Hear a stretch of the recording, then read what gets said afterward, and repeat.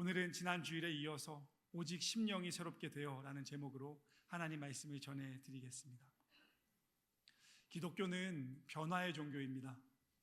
여기서 말하는 변화는 외모의 변화나 혹은 다른 외적인 변화가 아닌 내면의 변화를 의미합니다.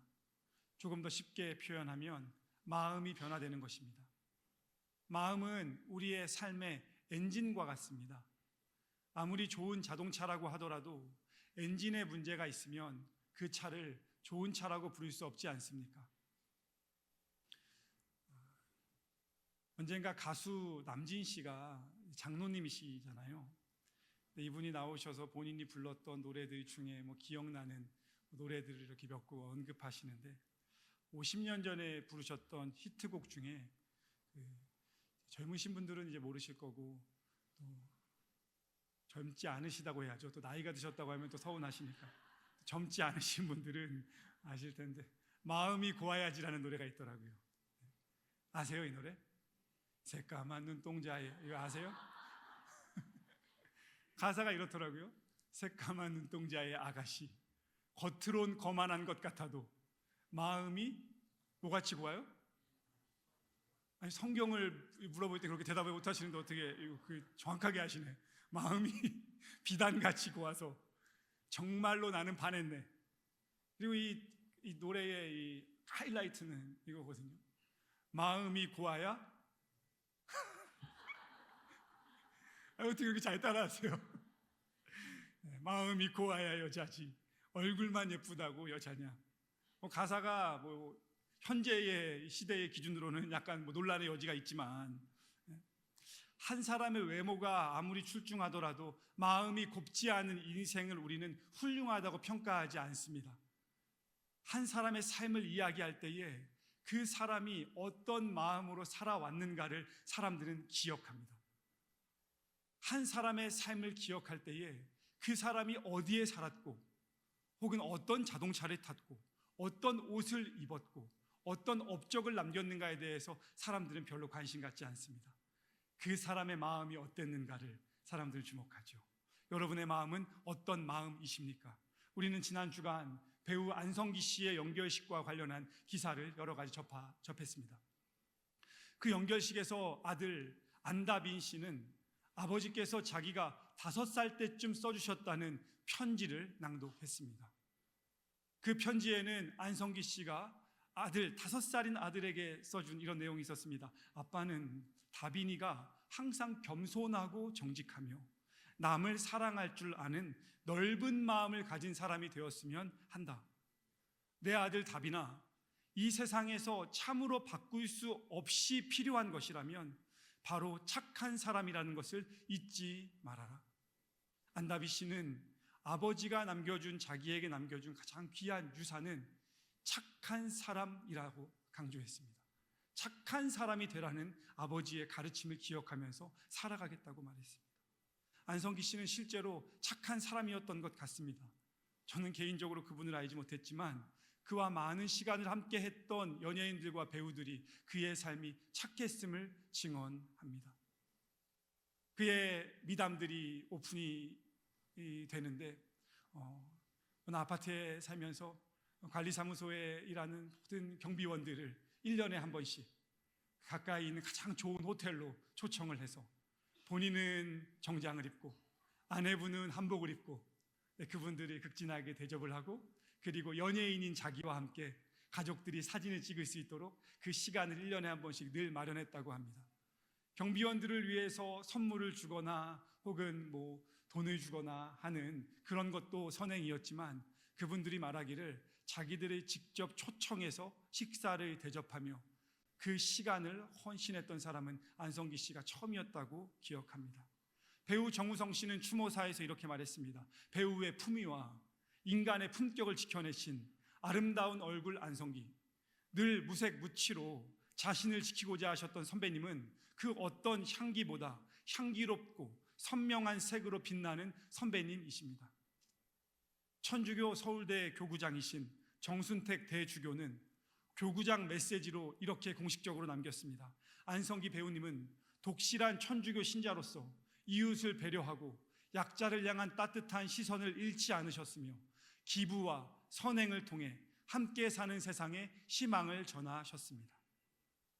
이렇듯 안성기라는 배우는 많은 사람들에게 넓은 마음, 착한 마음, 아름다운 마음, 따뜻한 마음을 가졌던 사람으로 인식이 되고 있습니다. 여러분은 지금 어떤 마음으로 살아가고 계십니까? 일반적으로 심령이 새롭게 된다는 것은 마음가짐, 생각, 가치관이 이전과 달라지는 것입니다. 착해지는 것입니다. 새로운 태도와 새로운 관점으로 더 따뜻해지는 변화를 의미합니다. 그런데 기독교적인 차원에서 우리가 오늘 읽은 본문처럼 심령에 새롭게 된다는 의미는 단순하게 그냥 착해지는 것을 넘어섭니다. 그것은 하나님과의 관계 안에서 죄와 관련되어 있던 옛 모습을 벗어버리고 새 사람을 입는 것까지 나아갑니다. 기분의 전환이나 감정의 변화가 아닌 내가 존재하고 있는 방식의 변화, 더 과감하게 말하면 영적으로 다시 태어나는 것에 가깝습니다. 성경이 말하는 마음은 대체로 세 가지를 포함합니다. 첫 번째는 생각입니다. 마태복음 9장에 보면 서기관들의 생각을 다 아시는 예수님이 이렇게 물으셨습니다. 너희가 어찌하여 마음에 악한 생각을 하느냐? 생각은 무엇이 옳고 그른지를 판단하는가와 관련이 있어서 생각이 마음입니다. 성경이 말하는 마음은 두 번째로 의지 또는 결심입니다. 내가 무엇을 선택하고 어떻게 결정하는가와 관련이 있습니다. 신명기 6장에 보면 마음을 다하여 주 너의 하나님을 사랑하라고 할 때에 이 마음은 의지에 가깝습니다. 그래서 우리가 내 마음을 정했다 또는 내 마음을 돌이켰다라고 표현을 하는 겁니다. 세 번째로 마음은 동기와 관련이 있습니다. 내가 왜 그 일을 하려고 하는지, 내가 또 왜 그것을 소유하려고 하는지와 관련이 있습니다. 잠언 4장은 말합니다. 무릇 지킬 만한 것보다 내 마음을 지키라. 생명의 근원이 이에서 남이니라. 성도님들 가운데에는 오늘 예배에 나오신 동기가 다 있으실 겁니다. 우리가 하나님께 예배한다고 하지만 어떤 분은 그 마음의 동기 깊숙한 곳에 하나님을 예배한다고 하지만 사실은 내가 원하는 것이 있기 때문에 예배하시는 분들도 있을 겁니다. 제가 언젠가 찰스 스펄전 목사님이 언급하셨던 설교의 예화를 소개해 드린 적이 있습니다. 한 귀족이 왕에게 좋은 선물을 드리고 싶은 마음이 생겼습니다. 당근 농사를 짓는 사람이었는데 당근 중에서 농사를 지었는데 아주 큰 당근이 나온 거예요. 평소에 나오기 힘든 당근이요. 그래서 이 사람이 이 당근을 왕에게 갖다 드리면 왕이 정말 기뻐하실 것 같다. 너무 좋아하실 것 같다. 왕이 얼마나 좋아하실까라는 마음으로 그 큰 당근을, 처음 본 큰 당근을 왕에게 갖다 주었더니 왕이 너무 좋아서 이렇게 큰 당근이 어디에 났냐고 하면서, 그리고 이 좋은 거를 나에게 갖다 줄 생각을 했냐고 하면서, 너 같은 사람은 내가 가만히 두면 안 된다고 하면서 그 옆에 있는 밭을 선물로 왕이 주었다는 그런 이야기입니다. 그 이야기를 들은 옆에서 시기하던 한 사람이 말을 키우는 사람이었는데, 그럼 나도 왕한테 좋은 말을 갖다 드리면, 당근을 갖다 줬는데 저 정도로 선물을 해주면, 말을 갖다 주면 도대체 어떤 선물을 해주실까라고 하면서 자기가 키우는 말 중에서 가장 좋은 말, 가장 멋진 말을 왕에게 가지고 가서, 왕이시여, 이 말은 아주 특별한 말입니다. 제가 키우는 말 중에 가장 좋은 말입니다 라고 하면서 갖다 드렸더니 왕이 고맙다고 그만 가라고 했답니다. 그래서 이 사람이 그냥 가면 안 될 것 같아서, 왕이시여, 제 옆에 당근 농사하는 사람은 큰 당근 나왔다고 왕에게 드렸더니 밭을 선물 받았다고 하는데, 왕이시여, 저는 이 귀한 말을 가져왔는데 저에게는 아무 선물이 없는 겁니까? 라고 물었더니 왕이 이렇게 말씀하셨답니다. 그 사람은 나를 위해서 당근을 가져온 거고 너는 너를 위해서 말을 가져온 거지 않냐. 이 말은 예배를 드리는 우리의 마음을 잘 돌아보게 합니다. 우리의 예배가 누구를 위한 예배입니까? 우리의 마음은 어디를 향해 있는 겁니까? 우리가 지금 하나님께 예배를 드리는 것입니까? 아니면 나를 위해서, 내가 무언가를 얻기 위해서 예배를 드리는 것입니까? 이 질문은 우리의 마음을 돌아봄에 있어서 굉장히 중요합니다. 오직 심령을 새롭게 하라는 바울의 말은 마음의 태도라고 할 수 있는 생각과 의지와 동기를 잘 바꾸라는 권면입니다. 그런데 많은 경우에 한 사람의 마음의 태도는 이미 고착화되어 있기 때문에 바꾸는 게 쉽지 않습니다. 어떤 사람은 자신도 모르게 부정적인 표현과 몸짓과 눈짓이 습관적으로 내뱉어지기도 합니다. 반면 어떤 사람은 동일한 상황 속에서도 늘 감사를 표현하기도 합니다. 그렇게 살아오는 인생 속에서 고착화가 된 것입니다. 최근에 탤런트 김혜자 씨가 쓴 생애 감사해라는 책을 읽게 되었습니다. 김혜자 씨가 그 책에서 여러 가지 에피소드를 소개하는데요, 자기가 젊은 시절에 골목길을 걷던 중에 넘어진 적이 있답니다. 그런데 넘어지면서 이렇게 말했다는 거예요. 하나님 감사합니다. 내가 왜 넘어지면서도 하나님께 감사했을까라고 그 이후에 생각을 하다 보니까 김혜자 씨가 자신의 인생을 쭉 돌아보는데, 젊은 시절이었는데요, 자신의 삶을 돌아보니까 자기는 무슨 일이 있어도 하나님 앞에 하나님 나한테 왜 이러세요? 라고 말을 해본 적이 없다는 거예요. 힘들고 어려운 일들이 많았지만 어려서부터 탤런트로 살아가면서 어떤 순간에도 하나님 도대체 나한테 왜 이러세요? 하지 않고 하나님 감사합니다라고 고백을 했다는 겁니다. 책의 끝부분에서도 또 비슷한 이야기를 하시더라고요.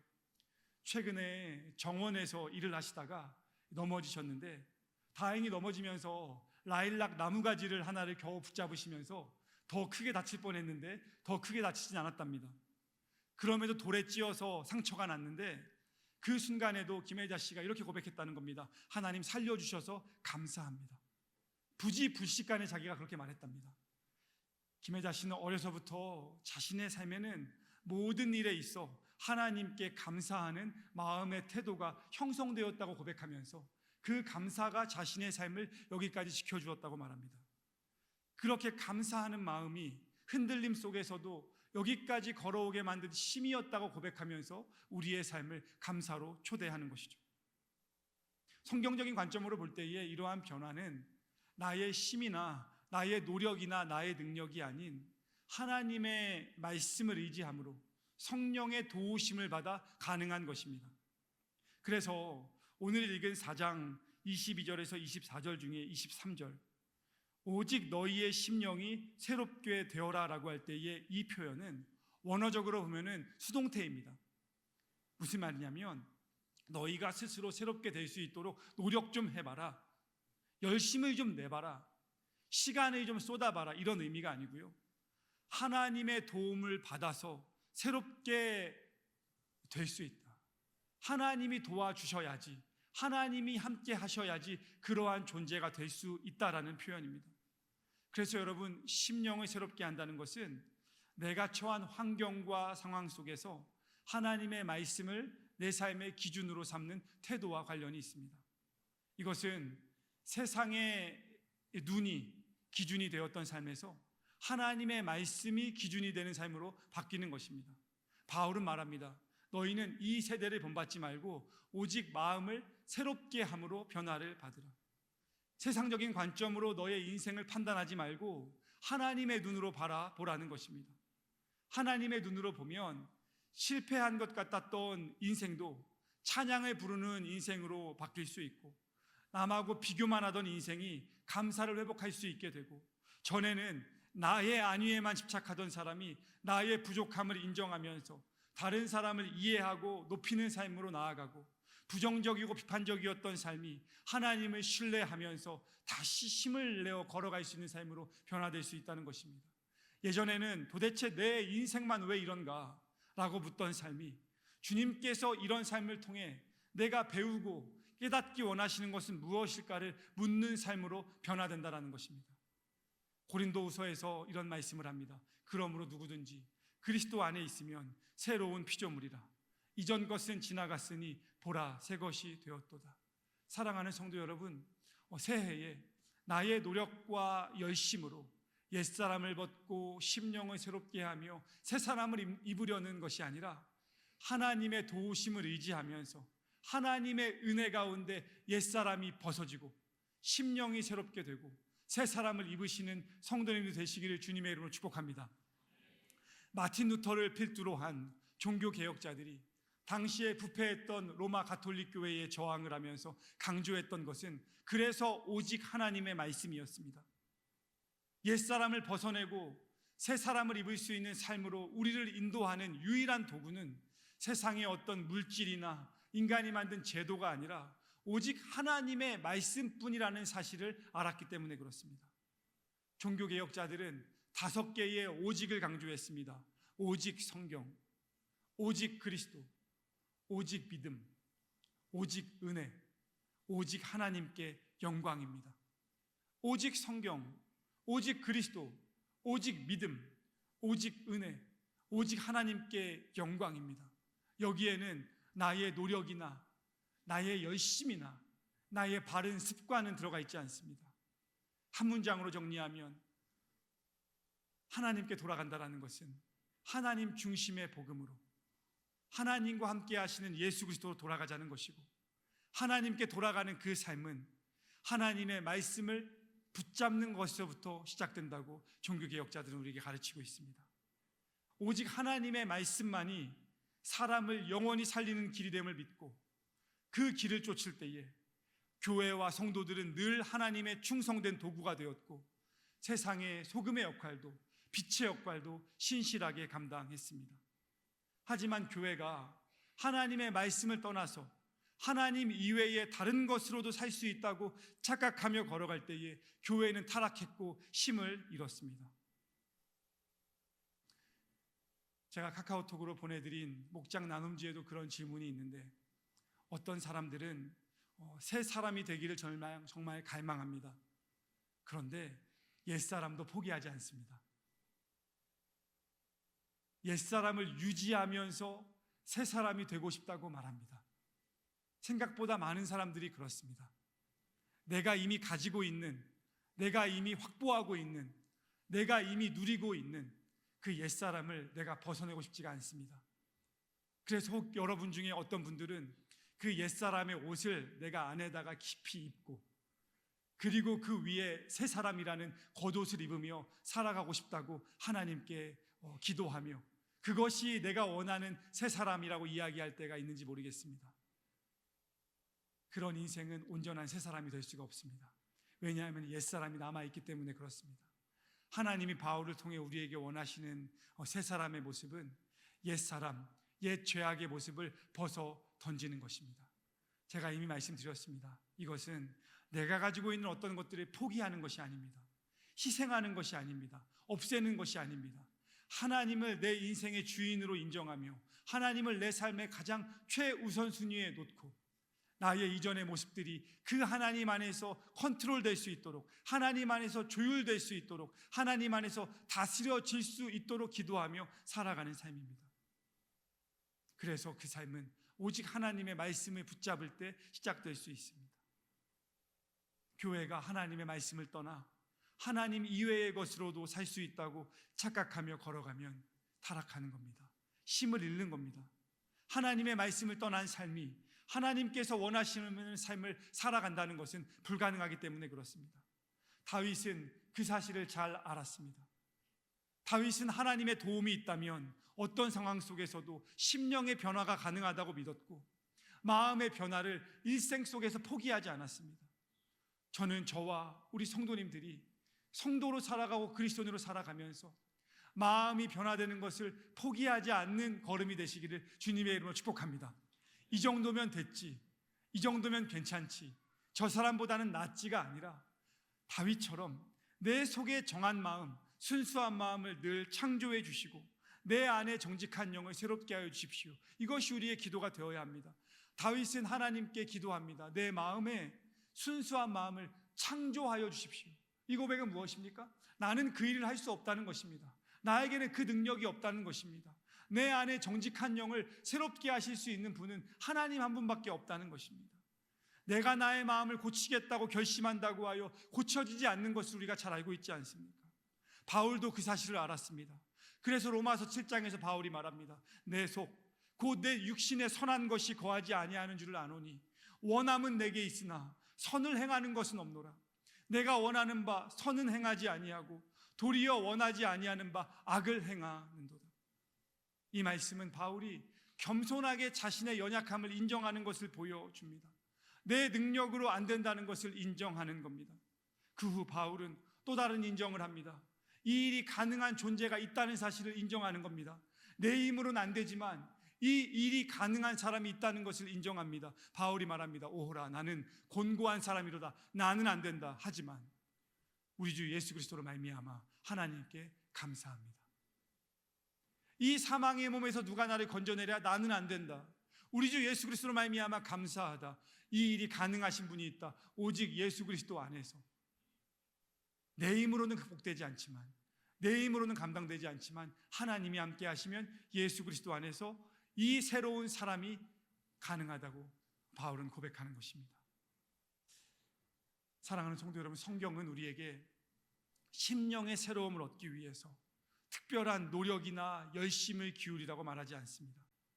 몇 가지 특별한 비법이 있으니 그 방법을 일주일간, 한 달간, 1년간 따라해보라고 소개하지 않습니다. 다만 하나님을 인정하고 하나님께 맡겨라, 하나님께 구하라, 하나님의 도움을 받으라고 합니다. 예배는 내가 할 수 없는 사람임을 인정하는 자리입니다. 하나님께 내 능력을 더해달라고 구하는 자리가 예배가 아니고, 나는 부족하오니, 나는 연약하오니 하나님 나를 도와주십시오. 하나님은 그 능력이 있으신 분이시니 하나님이 그 일을 내 삶에 해주십시오라고 겸손하게 고백하는 자리입니다. 그래서 바울은 말합니다. 너희 안에서 행하시는 이는 하나님이시니 자기의 기쁘신 뜻을 위하여 너희에게 소원을 두고 행하게 하신다. 오직 심령이 새롭게 되기를 소망하면서 우리가 할 수 있는 일, 또 우리가 해야만 하는 일은 아주 단순합니다. 그것은 무엇입니까? 나의 심령을 새롭게 하실 수 있는 분은 오직 하나님 한 분밖에 없음을 인정하면서 그 분의 말씀을 따라가고 그 분의 방법을 따라가고 그 분의 길을 걸어가는 것입니다. 내 마음의 태도를 나의 노력으로 내가 고칠 수 없음을 인정하는 것에서 시작됩니다. 나의 연약함과 부족함을 인정해야 합니다. 심령의 변화가 가장 뚜렷하게 나타나는 사람은 누구입니까? 내가 할 수 없다는 사실을 인정하는 겁니다. 좋은 교인은 누구입니까? 내 힘으로, 내 능력으로 할 수 없습니다. 하지만 그 일이 가능하신 분이 있습니다. 하나님이 가능하시지 않겠습니까? 내가 할 수 있는 일은 그 일이 가능하신 하나님을 의지하는 것입니다. 어떻게 의지합니까? 하나님의 말씀을 붙잡고 하나님께 기도하는 자리가 하나님을 의지하는 자리입니다. 그런 사람은 교만할 수가 없습니다. 오히려 더욱 기도할 수밖에 없습니다. 그런 사람은 하나님과의 관계를 깊게 추구하면서 예배와 찬양을 더욱 소중하게 여길 수밖에 없습니다. 우리가 성도로서 할 수 있는 유일한 일은 하나님이 하시는 일을 인정하면서 그 일에 겸손하게 협력하는 것입니다. 내가 할 수 없음을 인정하고 하나님이 하실 수 있음을 인정하면서 하나님의 말씀을 따라 기도하며 걸어갈 때에 하나님께서 저와 성도님들의 심령을 새롭게 해주실 줄 믿습니다. 마지막으로 제가 좋아하는 목사님이며 신학자 중에 존 파이퍼라는 목사님이 계시는데, 그분이 쓰신 글 중에 제가 좋아하는 글이 하나 있는데, 하나님을 맛보는 묵상이라는 책에 나오는 표현인데요, 길게 이런저런 말씀을 하시는데 그 중에 한 표현이 있습니다. 하나님은 나의 의지를 대신해서 행하시는 분이 아니라 하나님은 나의 의지를 통해서 하나님의 의지를 행사하신다, 이런 표현이 있거든요. 이게 좀 어렵게 느껴지실지 모르겠는데, 내가 그냥 이 자리에 앉아서 하나님 해보세요, 하나님 해주세요, 하나님 그렇게 변화시켜 주세요 라고 한다고 해서 하나님이 강제적으로 내 삶을 변화시키시는 것이 아니라, 하나님은 우리가 결심할 때에, 내가 의지를 가질 때에 하나님이 그 의지를 통해 하나님의 일하심을 행해 가신다는 겁니다. 예배 가운데 우리에게 필요한 것은 진심을 다해, 여기서 제가 늘 말씀드리죠, 여기서 중요한 것은 진심입니다. 이렇게 나아가서 결국은 또 옛사람을 입은 채로 새 사람을 살아갈 거를 나도 알고 너도 알고 우리가 다 알잖아. 이 삶이 어떻게 새 사람이 되겠습니까? 내 마음의 진심으로 옛사람을 벗고 심령이 새롭게 되어 새 사람이 되고 싶다는 겸손한 고백이 있는 사람들, 다윗처럼요. 다윗처럼 하나님 앞에서 왕임에도 불구하고 내 속에 정한 마음을 창조해 달라라는 그 고백의 진심을 하나님이 아셨기 때문에 변화시켜 주시는 것이지 않습니까? 우리가 부족하지만 진심을 다해 하나님의 능력을 인정하고 하나님이 그 일을 하실 수 있음을 인정하며 나아갈 때에 하나님이 우리의 진심을 아시고 하나님의 일하심을 우리의 삶에 행해 주실 것입니다.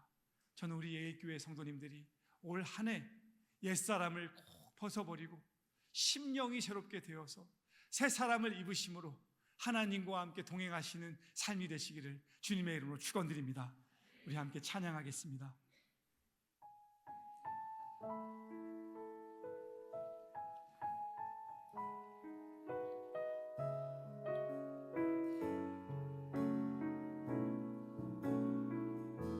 주의 보좌로 나아갈 때에 주의 보좌로 나아갈 때에 어떻게 나가야 할까?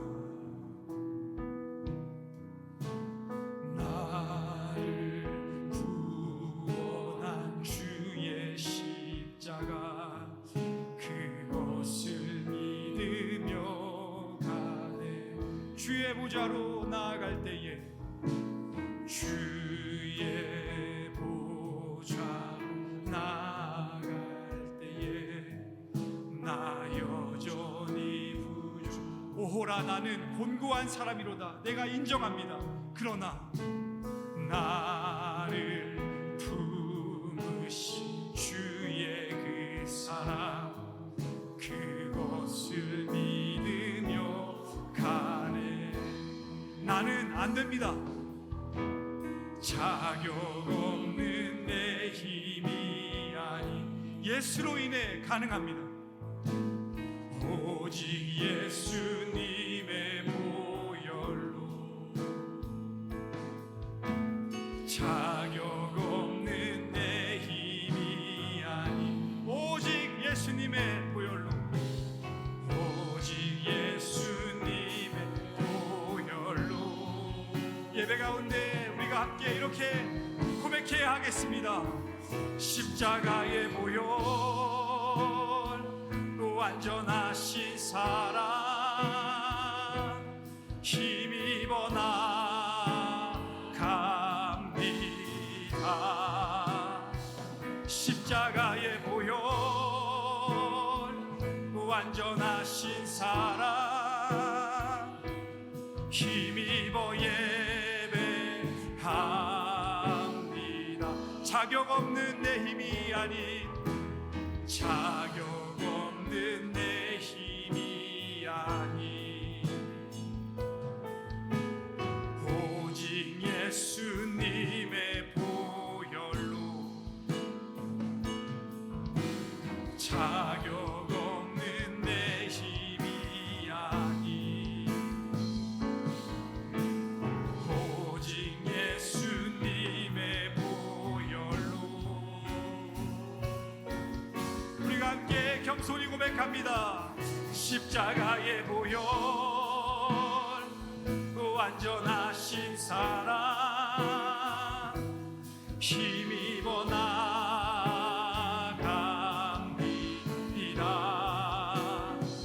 십자가의 보혈 완전하신 사랑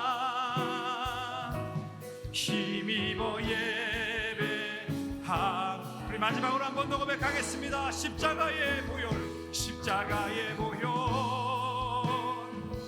완전하신 사랑 힘입어 나갑니다.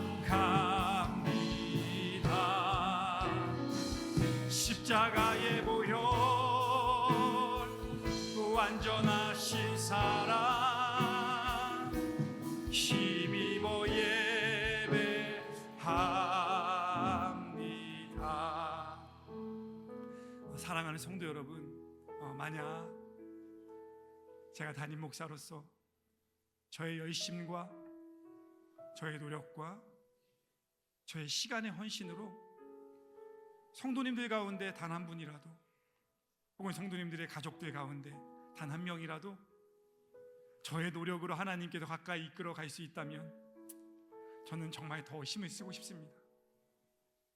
정말 그렇게 하고 싶습니다. 그렇게 하겠습니다. 그런데 성경은 우리가 그렇게 하나님께 나아가는 것이 아니라고 가르칩니다. 나의 힘과 나의 능력과 나의 지혜와 소유가 아니라 내가 할 수 없음을 인정하고 하나님이 하나님 되심을 인정하면서 겸손하게 하나님의 말씀을 붙잡고 그 말씀을 믿으며 겸손히 하나님께 기도하는 자들의 삶을 하나님이 변화시켜 가신다고, 그리고 그 삶으로 우리를 초청하십니다. 우리 시간 함께 기도할 때에, 하나님 또 새로운 한 주를 맞이할 때에 옛사람을 여전히 입고 새 사람을 또 입기 원한다고 입으로만 외치는 인생이 아니라, 하나님 저를 좀 도와주셔서, 저를 좀 긍휼히 여겨주셔서 하나님의 말씀을 붙잡고 기도할 때에 옛사람이 벗어지게 하시고 나의 심령이 하나님의 은혜 가운데 새롭게 되어서 바울이 말한 그 새 사람을 입는 그 삶이 나의 인생 가운데 경험되어지는 삶이 되게 해달라고, 내가 그 삶을 살아갈 수 있도록 하나님 나에게 찾아오셔서 나를 좀 도와달라고. 우리 시간 한번 같이 말씀을 기억하면서 기도하는 시간 갖도록 하겠습니다. 함께 기도하시겠습니다. 하나님 우리를 도와주시옵소서. 하나님 우리를 긍휼히 여겨주시옵소서. 하나님 우리를 인도하여 주시옵소서.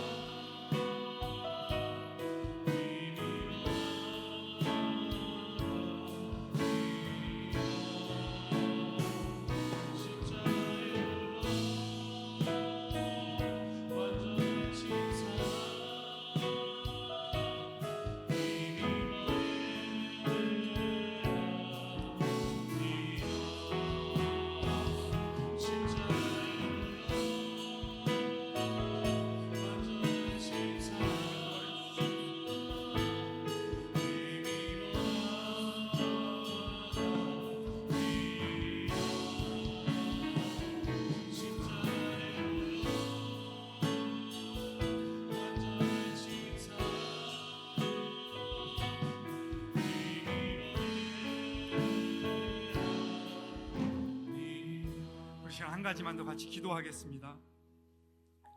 여러분, 제가 설교를 시작하면서 기독교는 변화의 종교라고 말씀을 드렸습니다. 성도로 살아간다는 것은 하나님께 늘 이 땅에 살아있는 동안 변화를 구하는 사람이 되는 것입니다. 어제보다 더 나은 사람으로, 내일은 오늘보다 더 나은 사람으로, 하나님이 기뻐하시는 착한 사람, 선한 사람, 충성된 사람, 하나님을 사랑하고 이웃을 더 사랑하는 사람으로, 교만하지 않고 겸손한 사람으로, 대접받는 사람이 아니라 섬기는 사람으로 계속 변화되는 것입니다. 여러분, 예배는 구하는 자리이기도 하지만 궁극적으로는 나의 변화를 갈망하는 자리가 되어야 합니다. 구하는 자리에만 머무르는 것은 옛사람에 머무르는 것입니다. 하나님께 나 이거 해달라 저거 해달라 이거를 도와달라고 구하는 것에 그치지 않고 예배의 마지막은 하나님 내가 변화되게 하여 주십시오. 지난 주간보다 이번 한 주 조금 더 나은 사람으로, 예수 그리스도의 모습을 한 자락이라도 닮은 사람으로 조금만 더 변화되게 해주십시오. 하나님 내가 그 일을 할 수 없으니 하나님 나를 도와주셔서 하나님의 능력으로 내가 그렇게 조금이라도 변화될 수 있도록 주님 나를 도와주십시오. 이렇게 고백하는 자리입니다. 여러분은 어떤 변화를 원하십니까? 여러분의 마음은 어떻게 변화되어야 지난 한 주간보다 새로운 한 주간 조금 더 나은 삶을 살아갈 수 있겠습니까? 우리 시간 함께 기도하실 때에 하나님 나를 변화시켜 주시옵소서. 이 마음으로 하나님 앞에 잠잠히 한 번 더 같이 기도하도록 하겠습니다. 기도하시겠습니다. 하나님 우리의 삶에 찾아오셔서 하나님 새로운 한 주를 살아갈 때에 변화의 역사가 있게 주님 인도하여 주시옵소서.